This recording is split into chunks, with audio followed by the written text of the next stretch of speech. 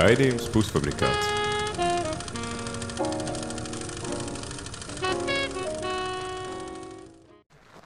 Es sveicinātu Pusfabrikāta ēterā. Pastāst lūdzu skatītājiem, kā tevi sauc? Mani sauc Elīza Veļķere. Es šogad absolvēju Rīgas valsts pirmo ģimnāziju. Brīnišķīgi. Nu, tad tas noved mūs pie mūsu nākamā jautājuma, kas ir, kur tad tu esi aizgājusi savos ceļos pēc pirmās ģimnāzijas? Šobrīd es esmu pirmā kursa studenta Latvijas Universitātē, un es studēju juridiskajā fakultātē programmā tiesību zinātne. Brīnišķīgi. Un kā teikt, kāpēc tieši šo programmu? Kas tevi piesaistīja viņā? Patiesībā man šķiet, ka mūsu skolā ir diezgan sarežģīti saprast, vai tev interesē sociālās zinātnes vai kaut kas cits, jo mums tomēr tas uzsvars ir uz eksaktajām zinātnēm. Tāpēc patiesībā es apmeklēju daudz dažādus kursus, lai izprastu to, vai tiešām šis ir tas, kas man interesē. Jo patiesībā skolā, pieņemsim, tas nebija tā, ka kāds priekšmets man pateica priekšā, ka jā, man ir jāiet uz šejieni. Tas patiesībā bija tāda diezgan plaša pašanalīze, ko es veicu un sapratu, kas varbūt būtu piemērotāks manai personībai un kas man varētu arī interesēt. Un vai tu tā kā jau no sākta gala zināji, ka tieši eksaktie priekšmeti nebūs domāti tev? Nē, patiesībā es kādu laiku biju diezgan pārliecināta, ka es vēlos kļūt par zobārsti, precīzāk specializēties ortodontijā, bet faktiski 11. un 10. klasē, apmēram ap to laiku, es sapratu, ka tomēr tas, protams, ir ļoti interesanti, bet es to nevēlētos studēt. Kas tieši, vai tu esi apskatījusi, biji apskatījusi arī citas universitātes, piemēram, Graduate School of Law, varbūt? Kāpēc tieši nonāca pie LU kā savējā set in stone? Jā, patiesībā es skatījos uz Riga Graduate School of Law arī. Es patiesībā biju uz viņu kursiem 11. klasē, kas bija skolēniem speciālitātes cikls, lai saprastu, vai tas man interesē. Bet tas faktors, kas patiesībā man pateica, ka ne, man ir jāiet tomēr uz LU, bija tas, ka es sapratu, ka es vēlos saistīt savu dzīvi ar Latvijas tiesisko sistēmu. Un Riga Graduate School of Law piedāvā vairāk tādu kā starptautisku šo te priekšstatu. Un jā, faktiski, patiesībā tas moments, kad es sapratu, ka LU, bija tad, kad es 12. klasē pabeidzu LU organizēto jauno juristu universitāti, kurā es saņēmu gala testā 3. labāko rezultātu, kas nozīmē, ka es garantēju sev budžeta vietu tur. Un tas man šķita, ka tas ir tāds no augstākiem spēkiem, piemēram, viņi man saka, ka man ir jāiet tur. Tas faktiski arī. Bet, protams, arī tas, ko es minēju sākumā par to, ka jā, es vēlos tomēr strādāt Latvijā. Jā. Tātad, skatoties to, ko tikko teici, tu jau diezgan ilgi zināji, ka nemācīsies ārzemēs, vai ne?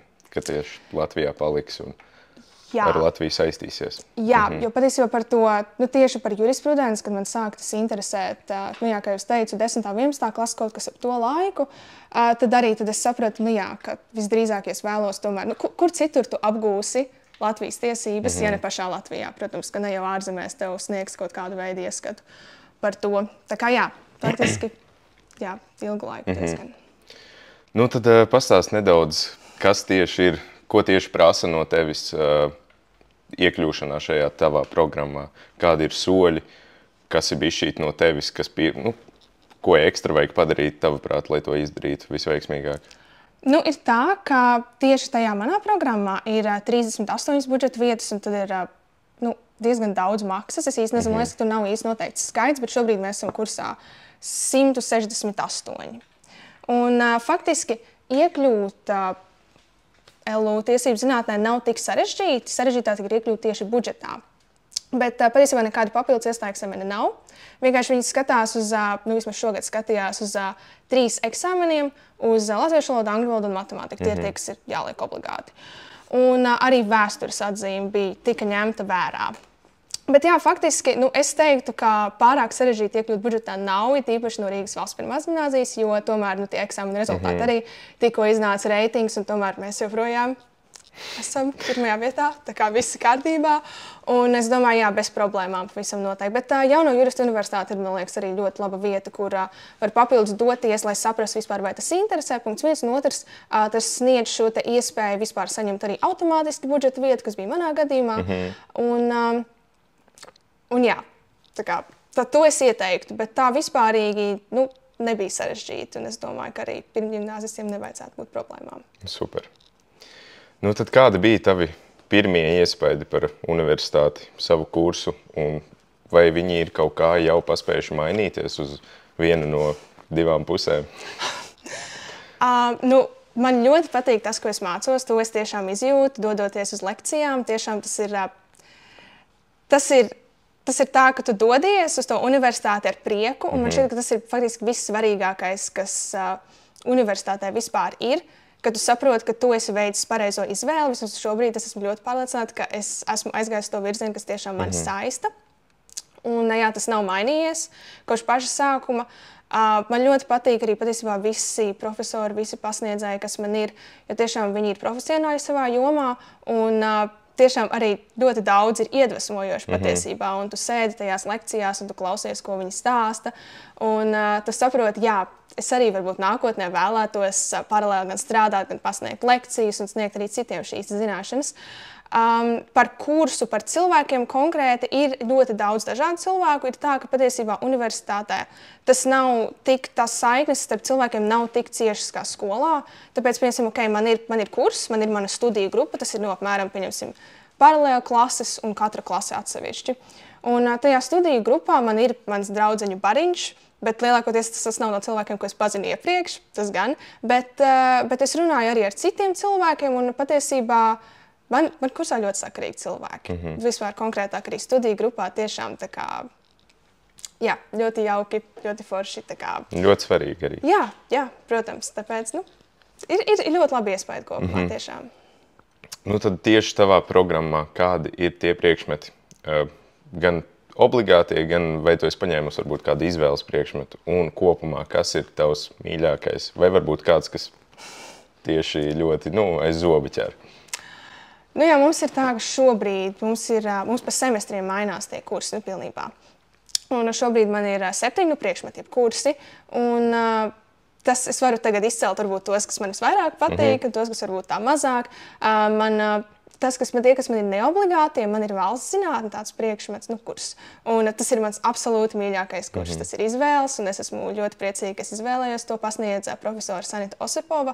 Un tajās lekcijās tu sēdi, tu uzņem šīs zināšanas par to, kā vispār ir būvēta valsts, kādā veidā, kādas ir šīs dažādās valsts formas. Un pašā sākumā man patīk, ka mēs sākām ar to, kā vispār cilvēks kļūst par to, kas viņš ir. Tas varbūt bija mazliet tā nostāk no tiesību zinātnes, bet tas man šķiet tik un tā ir ļoti svarīgi, lai saprastu vispār, kā veidos valsts. Valsts veidos no individiem, un tātad, lai saprastu, kā veidos valsts, mums jāsaprot, kā veidos individi. Tāpēc, man liekas, tas ir tas pats pamats, un tas bija ļoti forši, ka tas bija tāds maziņš ieskats arī tajā.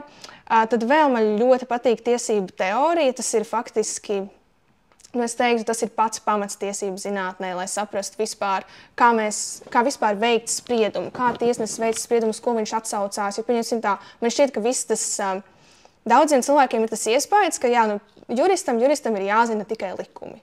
Bet tā patiesībā nav, jo ir tik ļoti daudz dažādu veidu, kur tu vari atrast tiesību avotus, ko tu vari piemērot, pieņemsim, spriežot tiesu. Tāpēc tas ir tas, ko tiesību teorija iemāca, ka tas nav tikai tā, ka jurists tikai skatās uz likumiem, un tas viņam ir jāzina no galvas, kā tiešām arī nav. Jā, tas, kas man sagādā prieku, ir civiltiesība vispārīgā daļa. Jo civiltiesības, tas vispār ir arī kaut kas tāds, kas, ar ko man interesē saistīt savu dzīvi arī nākotnē. Tieši tā joma, jo ļoti daudz dažādas jomas ir, kā zināms, ir krimināla tiesības, ir civiltiesības, administratīvās un civiltiesības. Jā, tur mēs risinām dažādas juridiskas problēmas situācijas un arī piemērojam šos likumus arī uz reālām dzīves situācijām. Tā kā tas arī, bet vismazāk varbūt es varētu teikt, ka šobrīd konkrēti, bet kopumā tiešām man viss patīk. Latvijas tiesību vēsture var būt, bet arī tas ir fantastisks kurs, jo mums ir ļoti foršs profesors, bet kāpēc man tas var būt mazāk? tāpēc, ka, pieņemsim, mēs skatāmies vairāk uz to vēsturi atpakaļ, mēs varbūt neesam tajās tieši mūsdienās iekšā, jo, mēs skatāmies vienkārši to tiesību attīstību, kas, protams, ir ļoti interesanti, bet, man labāk patīk tie kursi, kas tieši koncentrējas uz to, kā ir šobrīd. Bet tas ir tikai mans subjektīvais viedoklis, un, protams, viss absolūti tiešām patīk. Ļoti labi. Nu, un tieši tagad par to grūto tematu, kas ir tieši paši, workload un mācīšanās. Kā tu teiktu, tavā kursā ir ļoti daudz, kas jādara, vai līdzīgi kā mūsu skolā bija, ka var tikt cauri, nedarot nemaz tik daudz? Šeit ir vispār diezgan sarežģīti teikt. Es mācos diezgan daudz, bet tas ir varbūt arī tāpēc, ka man interesē tas, ko es mācos. Tāpēc es esmu motivēta mācīties vairāk un tīri tā uzzināt vairāk, tāpēc, ka man tas interesē. Bet, kopumā objektīvi, tā cenšoties objektīvāk runāt, vispār ir diezgan daudz jāmācās, jo mums ir ļoti bieži semināri, kuros tev pasniedzēji prasa dažādus jautājumus, un kuros tev izsauc vienkārši, ja tu neatbildi, tev ir neieskatīts seminārs, un ļoti daudzos kursos ir tā, ka, ja tev ir neieskatīts seminārs, tev nepielaiž pie kāda kontrola darba, vai tev nepielaiž pie eksāmena attiecīgi pēc tam. Un tad tev tas kurs nav nokārtots, un tas ir slikti, un tas var novest pie tā, ka tev, diemžēl, ir jāatkārto vispār viss šis universitātes gads. Tas tāds galējais variants, bet kopumā es teiktu, ka varētu mēģināt izbraukt, varētu mēģināt. Es personīgi to neesmu mēģinājis, kā jūs minēju, man tiešām interesē tas, ko es daru, un tad papildus arī tā motivācija mācīties vairāk, bet tā vispārīgi jāgatavojas, protams, ir daudz diezgan. Jā, bet tev paliek laiks kaut kādiem hobijiem vai vienkārši jebkam citam? Jā, tur es pilnībā varu piekrist, un liekas, tas arī parāda to, ka es atbrīvoju savu laiku, lai atnāktu šā interviju. Tā kā viss kārtībā, laiks man pietiek. Viens rādītājs, jā. Bet tiešām es arī iesaistos juridiskās fakultātes pašpārvaldē, tā kā tam arī man pietiek laiks, un papildus arī izmantoju Latvijas Universitātes viņa fitnesa nodarbību iespējā, tā kā to arī es izmantoju papildus. Un, protams, ar draugiem arī ir laiks satikties. Nav tā, ka tu esi tikai piesiets tām mācībām, protams, bet ir jāmāk plānot savus laikus, lai nevajadzētu naktīs sēdēt tik ilgi. Un es tikko noķēru, tu par pašpārvaldi kaut ko teici, un man arī bija tāds jautājums, vai ir tā kā, es pieņemu, ka tas ir vairāk jau kopā par visu LU, bet vai tur ir domes, pulciņi, pašpārvaldes, un kas vēl tur vispār ir, kur var aktīvi iesaistīties, ja tu esi tāds cilvēks, kam tas patīk? Man bija tā, ka es aktīvi iesaistījos vidusskolēnu domē skolā, tāpēc man bija tā motivācija turpināt šo te, ko es esmu sākusi, varbūt savu pieredzi arī pārnest uz universitāti. Un faktiski tur ir tā, ka tur vispār ir viss daudzreiz citādi, jo tur ir tāda kā hierarhija pilnīgi visiem tiem cilvēkiem, kas, mums arī, protams, mums ir koordinatori, prezidenti un vienkārši aktīvisti, bet tur ir tā, ka tur ir aktīvisti, biedri, tur attiecīgās komisijas vadītāji, tur viss ir ļoti, ļoti strukturēti. Un tas man arī, pieņemsim, sākumā, kad es aizgāju tur, es biju uz pirmo sēdi, man ļoti apjucināja vispār, kas notiek, jo tiešām, tas ir pilnīgi citādi. Bet, man daudz arī vecāko kursu studenti teica, ka tas ir normāli, ka tu neko nesaproti, tā kā, ir konkrētās fakultātes pašpārvalde, un vēl ir tā LU studentu padome, kas ir faktiski pa visām pašpārvaldēm. Un tur tu vari iesaistīties, ja tu iesaisties savā konkrētajā pašpārvaldē. Tad vēl kas? Vēl ir arī, it kā eksistē Latvijas Universitātes debašu klubs, tas ir kaut kas tāds, kur es vēlējos iesaistīties, bet cik es saprotu, viņiem šobrīd nekas nenotiek, tāpēc, to es tā. Bet kopumā, tas arī faktiski, cik daudz, saistībā ar manām interesēm, cik daudz esmu meklējis, tas arī faktiski ir viss. Bet es ticu, ka noteikti ir vēl veidi, kā iesaistīties, daudz dažādi. Pieņemsim, viņiem ir sporta veidi, kur var iesaistīties un viss kaut kas tāds. Bet, tā tīri tā, tas fokus ir uz to pašpārvaldi. Un cerams, ka debašu klubiņš būs nākamgad. Redzēsim, jā. Jā. Un tad kas beigās, kas ir tavi plāni pēc? Ja tāda ir, protams, jo vēl jau ir par agru spriest, bet vai tev ir kaut kāds plāniņš? Mans plāns ir absolvēt, protams, Latvijas Universitātes juridiskās fakultātes tiesību programmu. Jā. Sākumā, protams, bakalaura iegūt, tas ir 3 gadus ilgst šī programma. Bet juristam ir tā, ka Latvijā tev obligāti faktiski vajag dabūt šo maģistra grādu, kas ir 2 gadus, un pēc tam tu liec šo jurista kvalifikācijas eksāmenu. Un tad, ja tu viņu noliec sekmīgi, tas ir ļoti sarežģīts eksāmens. Un tas arī vispār ir viens no aspektiem, kādēļ tieši LU, jo LU ir vislabākie rādītāji šī eksāmena nolikšanā. Tāpēc arī tas bija viens no aspektiem, kādēļ es izvēlējos studēt tieši tur.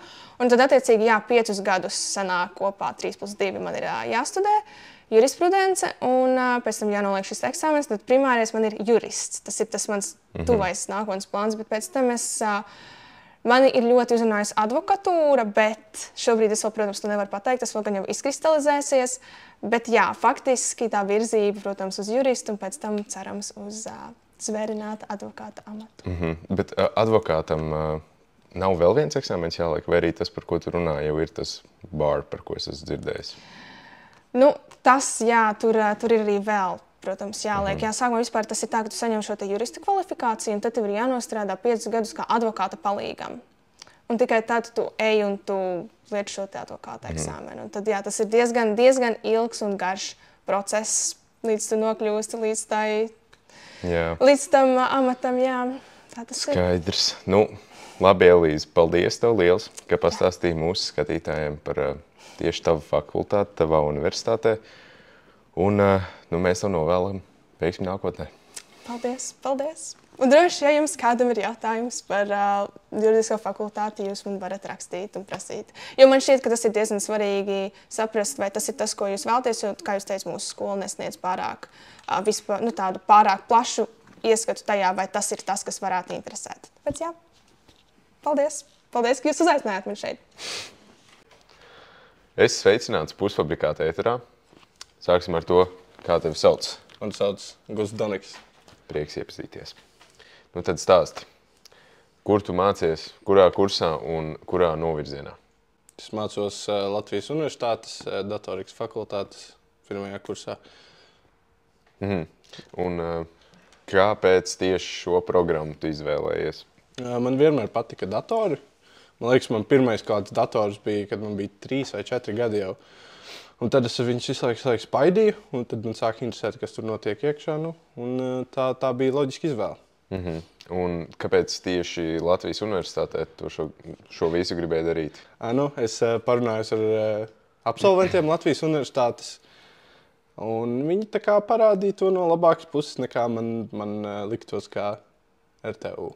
Jo tās ir primārās 2, man liekas, izvēles Latvijā, ja grib mācīties programmēšanu, tad LU vai RTU.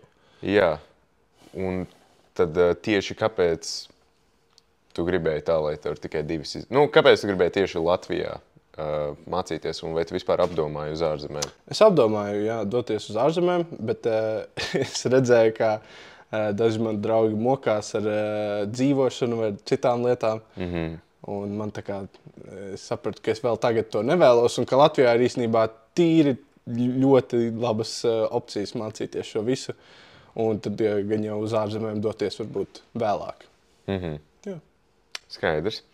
Un tad tieši, ko no tevis prasīja šī programma, tādā, tieši iekļūšanas ziņā, kādas bija vai atzīmes, vai papildus eksāmeni, vai tikai to, kas tev jau ir, kad tu pabeidz vidusskolu? Ar jauno sistēmu es pat nemāku teikt, ko no manis prasīs. Iedevu visu un kaut kā es tur nokļuvu. Man liekas, ka neko papildus neprasīja. Tur tāpat kā vienmēr, ja tev ir matemātika 2 nolikta, tad tur ir kaut kādi vairāk punkti vai kas.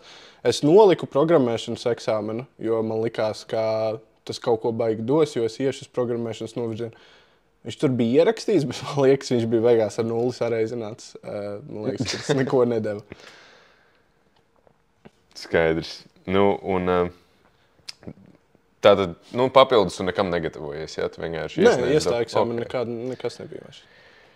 Un tad tu tiki budžeta vietā? Jā. Okay. Viņu ir 280, ir grūti netikt. Kādi bija tavi pirmie iespaidi par savu kursu vai vispār par LU, un vai jau šo pāris mēnešu laikā viņi ir nedaudz mainījušies? Kurs ir ļoti cilvēku ziņā liels. Par pašu kursu kā tādu. Es nevarēju savākt kādu vispārēju iespēju, jo tur ir tik daudz cilvēku. Mēs esam 300, ieskaitot arī maksas vietas. Tā kā, ka nav tāda vienota iespēja. Tāpēc ir grūti ar kādu vispār sākt runāt. Tu nezini, kur viņu atrast nākamajā dienā ar tiem pašiem 300 cilvēkiem. Izskatījās, ka visiem iet jautri. Visi kaut ko smējās pirmajās dienās. Un tā bija viens džeks, kurš lekcijā smējās par to, ko teica skolotāji. Tas būtu pilnībā nepareizi. Nē, viņi vienkārši mācīja, kā programmēt. Un viņš smējās par to.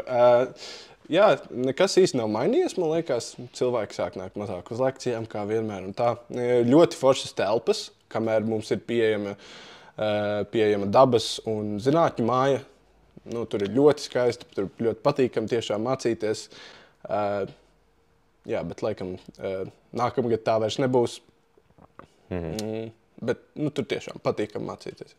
Brīnišķīgi. Arī no lektoru skatu, kā pateikt, vienādi sakot, raksturo 3 vārdos, kādi ir tie lektori un pasniedzēji tie universitātē. Nē, to nevar. Tur ir ļoti kā. Nu, tad raksturo, cik gribi vārdos. Mums ir daži tādi. Mums ir viens specifisks lektors, kas reizēm atnāk sagatavojas personāžus, un tad viņš izspēlē tā kā stand-up komēdiju vēl papildus lekcijai. Viņš spēlē 2-3 personāžus, kuri pasniedz tev vielu reizē. Tie ir tā kā impressions, vai tie ir viņa personāži, kurus viņš pats ir izdomājis? Man liekas, ka impressions. Jā. Tad ir tādi, kas vienkārši atnāk un pasniedz savu vielu, bet visi lielākoties dara savu darbu. Ļoti labi, man liekas, ka nav tā, ka pie kāda var kaut ko nesaprast. Ok, brīnišķīgi. Un kas ir tavs mīļākais priekšmets vai arī nemīļākais? Man īstenībā jāizvēlas mīļākais priekšmets tieši lektoru dēļ, un tad tā būtu vai nu datoru arhitektūra vai operētāju sistēmas.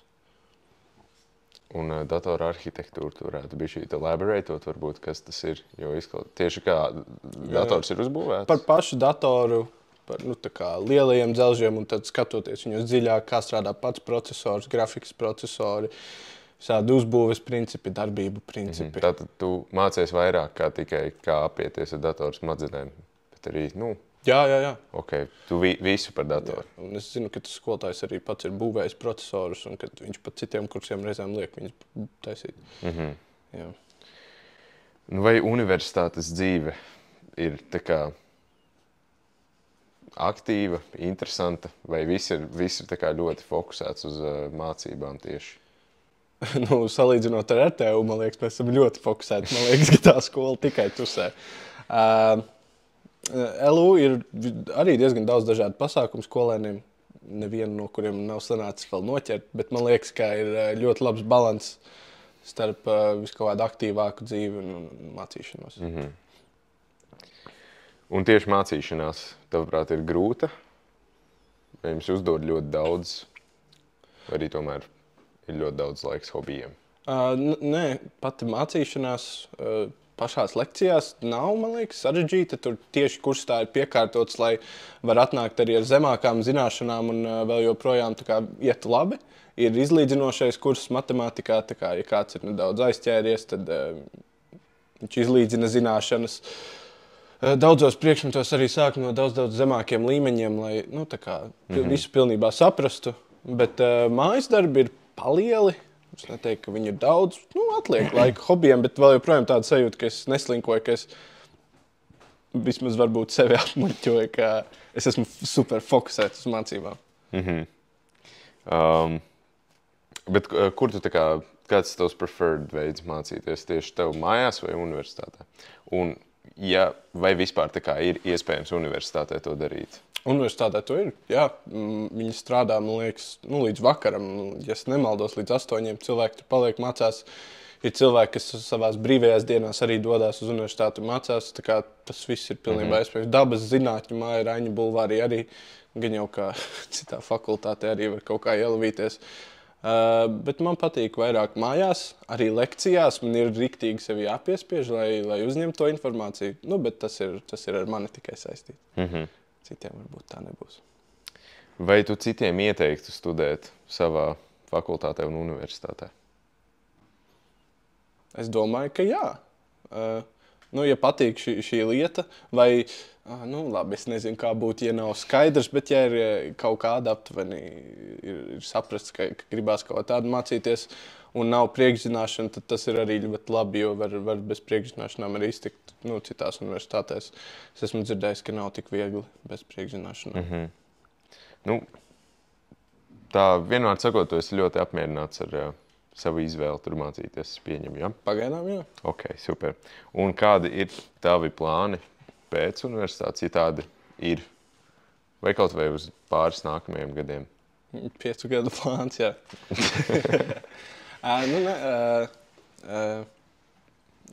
Noteikti turpināt mācīties, arī maģistra grādu iegūt. To gan es vēlētos tēmēt kaut kur ārzemēs darīt. Pieredzes dēļ, un es jau būšu stabilāks, un man tas nebūs jāsaprot savos 18 gados, kā kaut kur sākt dzīvot. Man ir uzņēmums, ko es cenšos attīstīt. Es ceru, ka tam ies labi šo gadu laikā. Jā, tas tā vispārīgi ir.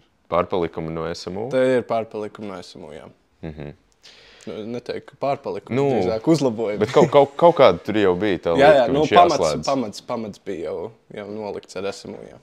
Skaidrs. Un visbeidzot, ko tu ieteiktu nabagiem mirstīgajiem, kuri šogad pabeidz vidusskolu, un viņiem jāiet visam tam cauri, kam tu esi, un visi pārējie mēs esam gājuši cauri.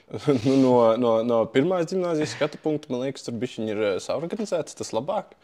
Kad es runāju ar savējiem pagājuši gadu, kas mācījās pirmajā ģimnāzijā, izklausījās, ka viņiem daudz vieglāk viss tas iet. Tā kā es varu viņus tikai apskaust. Nē, bet man liekas, ka darot vienkārši vienu lietu vienā reizē, pamazām tas viss saliksies kopā un varēs, man liekas, tie visi šķietam lielie darbi izpildīsies. Tas ir galīgi izdarāmi. Jā. Super. Paldies tev, Gust, par iespēju. Paldies tev, Ēva.